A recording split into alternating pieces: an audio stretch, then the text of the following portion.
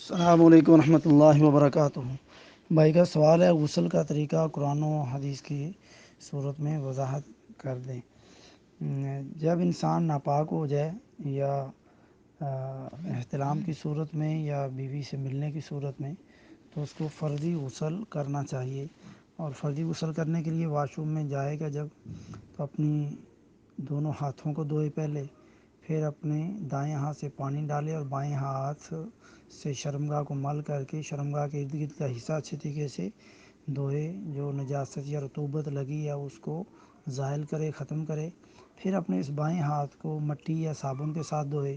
پھر اپنے دونوں ہاتھوں کو دھوئے اور پھر کلی کرے، 3 بار ناک میں پانی ڈالے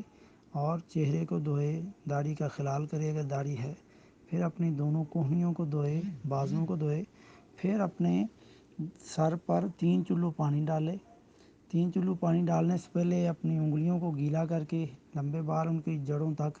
یا چھوٹے بال ہیں انگلیاں جا سکتی ہیں، جڑوں تک پانی لے کے جائے۔ پھر 1 چلو بھر کے سر کے دائیں حصے میں پانی ڈالے اور اس کو ملے، جڑوں تک پانی جائے۔ پھر 1 چلو بائیں حصے میں پانی ڈالیں، ملے، اور پھر 1 چلو سر کے درمیان میں ڈالے، یعنی 3 چلو ڈالنے، ایک دائیں طرف ڈالے چلو، دوسرا بائیں طرف ڈالے اور تیسرا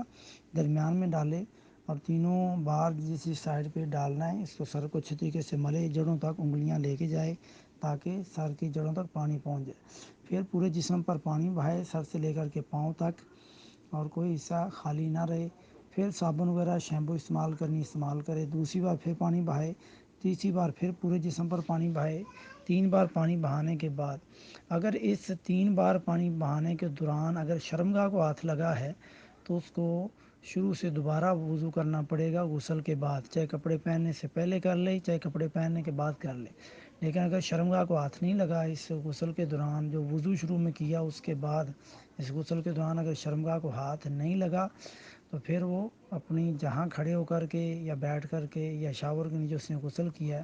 اپنی جگہ تبدیل کر کے وہ اپنے دونوں پاؤں دھو لے، تو جو پہلے کونیاں دھونے تک وضو کیا تھا وہ وضو بھی مکمل ہو گیا اور غسل بھی ہو گیا۔ لیکن اگر شرمگاہ کو ہاتھ لگا ہے تو اس کو دوبارہ وضو کرنا چاہیے، اور وضو کر کے وہ کپڑے پہن کر کے اپنا نماز پڑھے اور کوئی بھی عبادت کرے۔ یہ غسل کا صحیح سنت طریقہ ہے جو صحیح بخاری کی 238 و 239 نمبر حدیث کے اندر موجود ہے۔ اور یہ سارے کام جیسا کہ عام حدیث میں دائیں طرف سے شروع کرے تو اس طریقے سے دائیں ہاتھ سے دھوئے گا، دونوں ہاتھ دھوئے گا اس میں، اور سر میں بھی جب پانی ڈالے گا چلو تو پہلے دائیں طرف ڈالے گا، پھر بائیں طرف، پھر درمیان میں، یعنی سب پورے جسم پر جب پانی بہائے گا تو دائیں طرف سے شروع کرے، یا شاور کے نیچے سر سے شروع کیا، پھر دائیں جسم کے حصے کو دھوئے، پھر بائیں حصے کو دھوئے۔ تو یہ بھی آگے اسی بخاری شریف کے حدیث کے اندر ہے کہ دائیں طرف سے شروع کیا جائیں، اور عام طور پر کوئی بھی کام ہے اس کو دائیں طرف سے شروع کرنا ہی سنت ہے۔ جزاک اللہ خیرہ، اللہ عالم بالصواب۔